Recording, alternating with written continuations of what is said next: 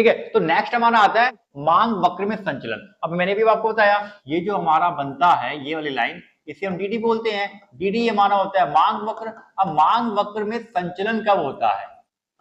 मांग वक्र में संचलन कब होता है? संचलन मतलब चलना, जब ये नीचे की चल, या तो ये नीचे की तरफ चलेगी या ऊपर की तरफ चलेगी, तो इसको बोलते हैं मांग वक्र में संचलन। तो मांग वक्र में संचलन कब होता है?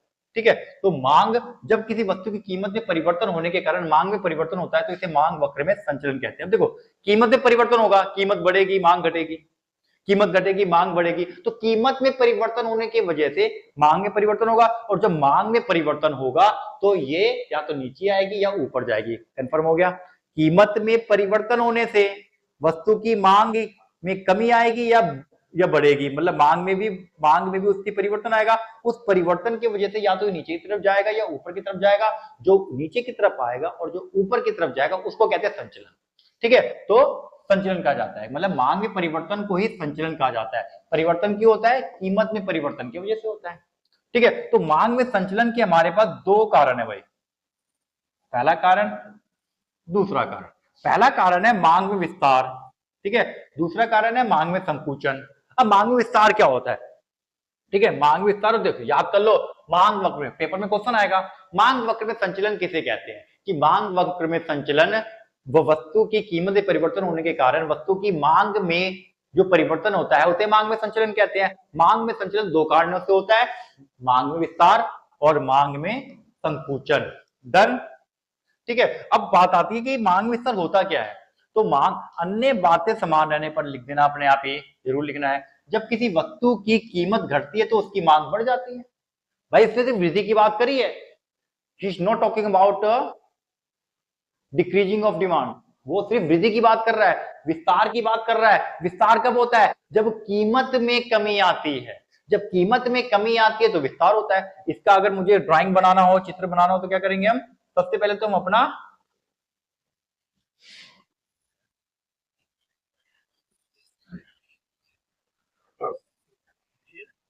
फिक्स पी और क्यू बना लेंगे। ठीक है, ये हमारा फिक्स पी है और क्यू है। हमें सिर्फ मांग में विस्तार को दिखाना है, मतलब सिर्फ और सिर्फ हमें मांग में जो वृद्धि होगी उसको बताना है इसके अंदर। ठीक है, तो इतना ही बताना है विस्तार में। अब देखो, अब यहां पर ये कब बढ़ेगी? जब वस्तु की कीमत में कमी आएगी तो इसकी मांग बढ़ जाएगी। कीमत हो गई P1, तो ये Q हो जाएगी Q से Q1। ठीक है, तो हम क्या बोलेंगे यहाँ पे? ये हो गया OX, ये हो गया OY। वस्तु की कीमत OP से घटकर OP1 होने पर वस्तु की मात्रा OQ से बढ़कर OQ1 हो जाती है, जिसे मांग में विस्तार कहते हैं। अभी नीचे की तरफ चल रहा है, नीचे की तरफ आया ना, यहां से लेके नीचे तक आया, तो इसको मैं कहूंगा डीडी। ठीक है, ये डीडी हो गया और ये बन गया मेरा मांग में विस्तार का ग्राफ। ठीक है, तो वस्तु की कीमत में कमी होने पर मांग में वृद्धि होती है। शॉर्टकट में समझ लो, जब अन्य बातें समान रहने पर जब किसी वस्तु की कीमत में कमी आती है तो उसकी मांग की मात्रा बढ़ जाती है, जिसे मांग में विस्तार कहते हैं। अब ग्राफ में समझो, वस्तु की कीमत OP से घटकर OP1 होने पर वस्तु की मात्रा OQ से बढ़कर OQ1 हो जाती है, इसे मांग में विस्तार कहते हैं। डन? अब आता है मांग में संकुचन। ये मांग में संकुचन, संकुचन का मतलब होता है मांग का सिकुड़ना, मतलब मांग में कमी आना। अब मांग में कमी कब आती है?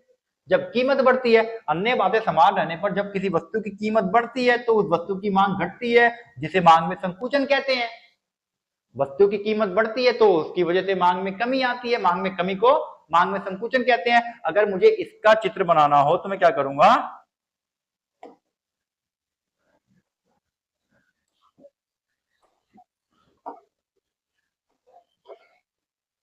सबसे पहले मैं अपना फिक्स पी और क्यू बना लूंगा।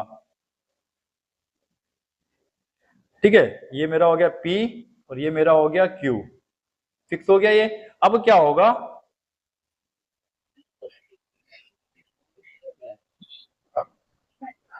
ये मेरा हो गया P और ये मेरा हो गया Q। अब जब कीमत बढ़ेगी तो ये ऊपर की तरफ जाएगा, जब कीमत ये बढ़ेगी तो मात्रा भाई घटेगी। कीमत को बढ़ा दिया, मात्रा को घटा दिया।